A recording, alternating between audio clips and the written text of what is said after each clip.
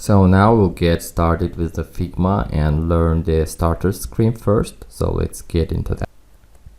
So we are in the screen we have left in the last video. So you can see the left panel here. So let's get started with here. We have a profile first. You can click on that and change your details here. You have, if you are in a team, you have a Teams tab here. So you have everything that you are sharing with the team.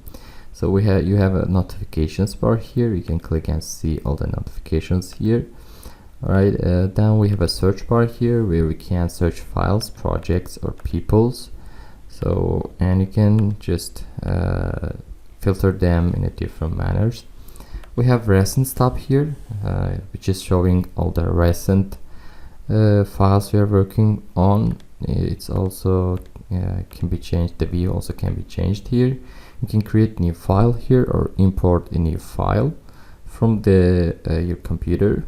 Okay, here you can also sort for different manners as well. So we have plugins tab as well, which we can download plugins from different people. Okay, for example, this one you can click and install and use that. It shows why what this plugin is doing, and so you can also develop your own plugin and push here, and you can use that in your projects. We have draft here, which is showing draft projects, which is not shared. Okay, you can add draft as well. You can upgrade here, and themes are showing over here. Okay, on the right side in the drafts, we can see deleted projects and drafts here as well.